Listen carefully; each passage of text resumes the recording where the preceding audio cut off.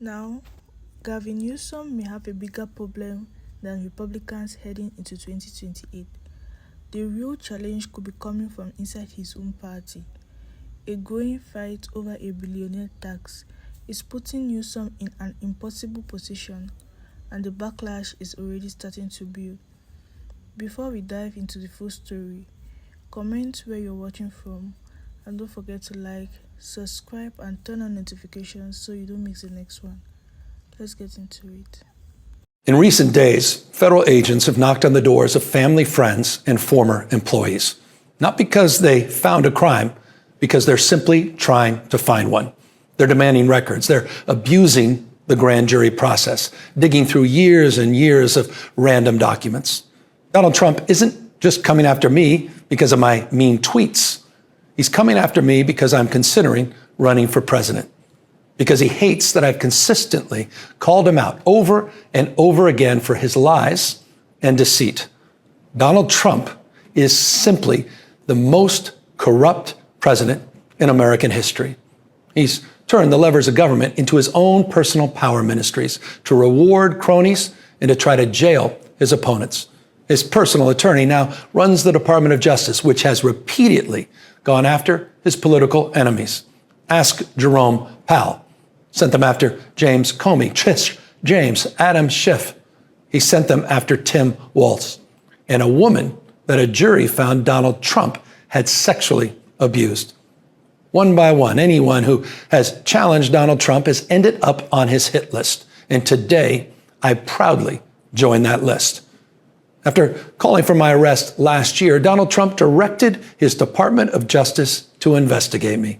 And just in the last week, I've learned that his campaign has reached my own home. To get me, he's coming after my wife, Jen, a public servant, a woman who's dedicated her life to supporting women and girls, someone who has done nothing wrong other than having the temerity to advocate for what she believes in. If they can't intimidate me, they'll go after the mother of our children. Donald Trump picked the wrong target. We have nothing to hide. His political operatives can take every record and read every page, but they'll be looking in the wrong place. Because if they really want to find corruption, look no further than 1600 Pennsylvania Avenue. Donald Trump is selling the presidency. He's running the largest cash heist in American political history, trading foreign tariff relief for approval of his golf courses, day trading behind the Resolute desk, reaping hundreds of millions of dollars in personal profit. And he's doing it openly. He's doing it on camera. He did it last night on the White House lawn. He's doing it through cryptocurrencies. He's doing it through the receipt of a $400 million private jet from a foreign government that he plans to keep when he leaves office, through his son's ventures in countries where his own administration is simultaneously making policy. His personal fortune has skyrocketed by $4 billion since making his return to office. This is the behavior of a regime, not a republic. The White House has become a marketplace for sneakers and coins and watches, cologne, guitars, Bibles, and phones. Influence for sale, access for sale. And today, my family and I can personally confirm that justice is for sale. To Donald Trump, who I know is watching because he watches everything, I have a message for you. You can subpoena my records. You can investigate me. You can harass me. Put my name on every and any enemies list you have, but leave my wife and family out of your personal vendetta. I'd like to say something to my wife. These times are not normal. They're not ordinary. I love you, and I'm sorry he's doing this. You have not earned a single one of the indignities that he's trying to inflict on you and our children. And to Donald Trump, this country does not belong to you. It does not belong to your cronies. And we're going to fight your lawlessness. And we're going to continue to remind the people of this country of your corruption. That same corruption our founders warned us against as we move to celebrate our 250th anniversary I'm going to keep reminding Americans of what they warned would happen if a man with no character ever held the office of presidency. So let me say it again. Mr. President, come after me. I'm not going anywhere. And the country is watching. He's a crook and he's corrupt. Roll the clip. Federal agents have knocked on the doors of family, friends, and former employees. Not because they found a crime, because they're simply trying to find one. They're demanding records. They're abusing the grand jury process, digging through years and years of random documents. Donald Trump isn't just coming after me because of my mean tweets. He's coming after me because I'm considering running for president, because he hates that I've consistently called him out over and over again for his lies and deceit. Donald Trump is simply the most corrupt president in American history. He's turned the levers of government into his own personal power ministries to reward cronies and to try to jail his opponents. Time out. His personal attorney. He tried to jail opponents. None of y'all went to jail yet. So he either ain't doing it or he ain't doing a good job at doing it.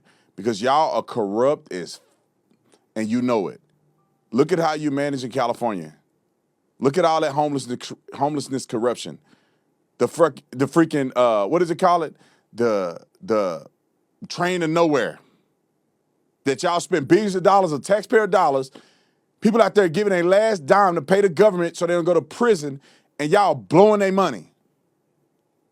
And you talking about Trump is corrupt. And it's funny because you guys had no problem with it when they were blowing up the door at Donald Trump's Mar-a-Lago residence, when they were trying to jail him for stuff that he didn't even do, blaming him, mug shots, all kind of stuff y'all did to Trump. Did he go to jail? No. Because y'all planted all this stuff and there was no legitimacy to put the man in jail. And then now the shoe is on the other foot and now y'all crying like he did something wrong. Gavin Newsom is the worst. Bless Gavin Newsom's little heart. No fireworks, no filibuster, just one Louisiana senator with the calm delivery of a preacher about to ruin your weekend. John Kennedy leaned into a mic and said, "Governor Slick, he's running in 2008. And then John Kennedy left with a sermon. I'd like to say Gavin Newsom is delusional, but we all know he's got a really good way with words, and the Democrats are for some reason believing he can turn this country around better than Trump is doing.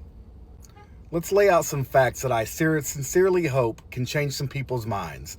They are 47th in the nation in education, but for some reason he thinks he can teach American kids how to read. 180,000 homeless and billions missing from the Homeless Help Fund. Guess that money found a home before the people did.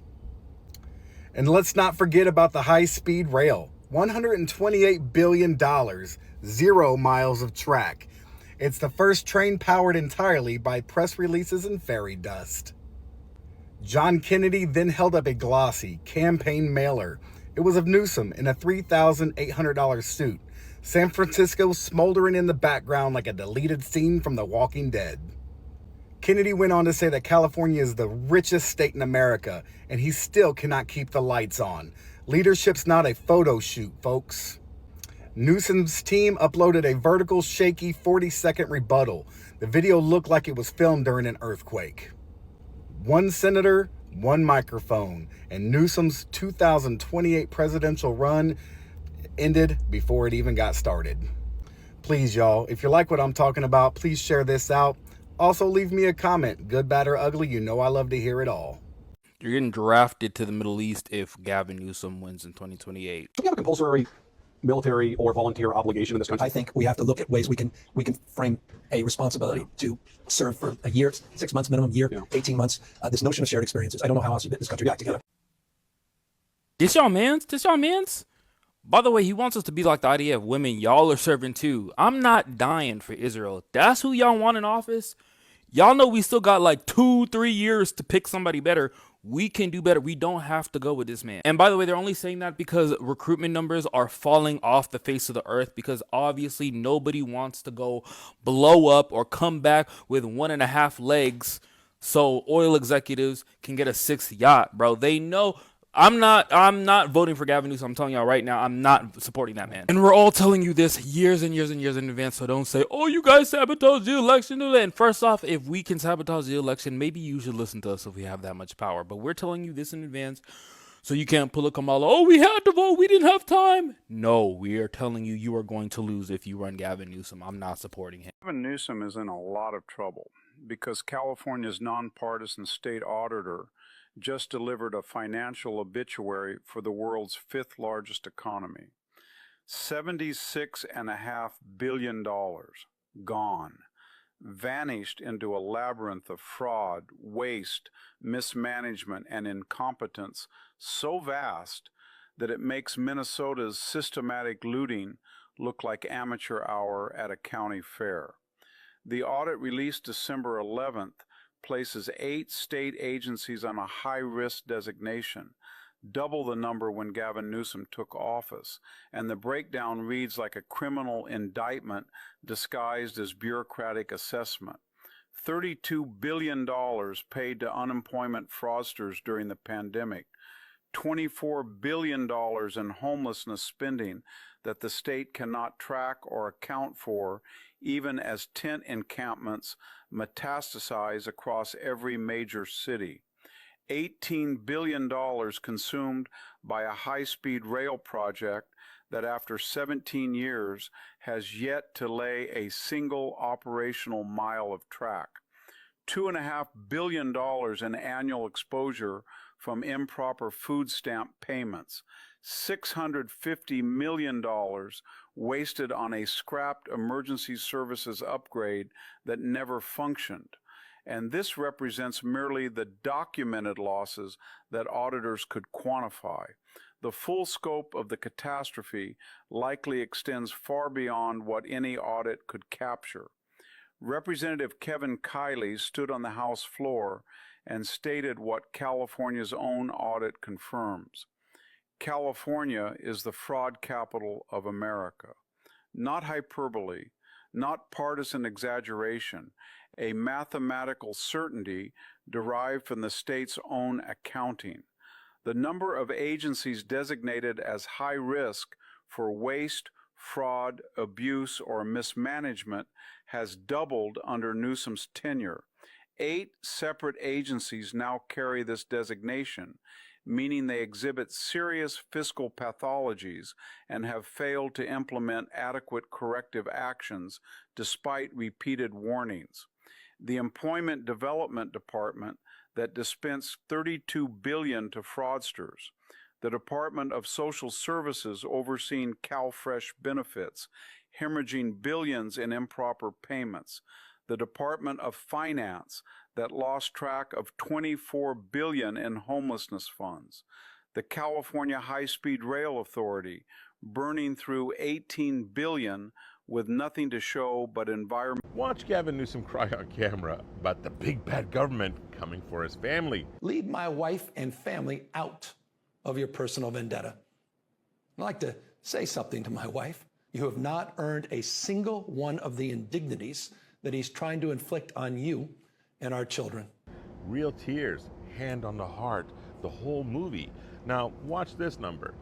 The same week he cried, his Google searches jumped 635%.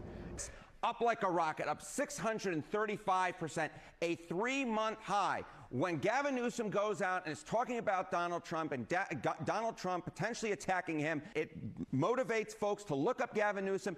Even CNN says he's using Trump as a foil to launch his 2028 campaign. That wasn't a man defending his wife. That was a man filming a campaign ad with his wife. Why do you think Gavin Newsom wants to be president so bad? Do you think he wants to be president because he wants to help the American people? No, it's 2 things. He wants to be the president so bad because he wants to fulfill his ego, because he's number 1. And number 2, he can do what he's doing in California on a massive grand scale when it comes to fraud and corruption. You think California is bad with this guy as governor? If he becomes the president, it'll be 20-fold of what he's doing in the state of California right now. $250 billion supposedly was found when it comes to corruption in the state of California. $250 billion lost. If he became president, they would probably lose trillions of dollars. At the end of the day, This controversy highlights a bigger problem for Gavin Newsom and the Democratic Party, trying to balance the demands of progressive activities while appealing to a broader national audience is becoming increasingly difficult. No matter which side he chooses, someone in his own coalition is likely to be unhappy. As 2028 gets closer, these internal divisions could become one of the biggest challenges facing his political ambitions. Let me know what you think in the comments below. If you enjoyed this breakdown, don't forget to like, subscribe, and turn on notifications for more stories from Black Voice Daily.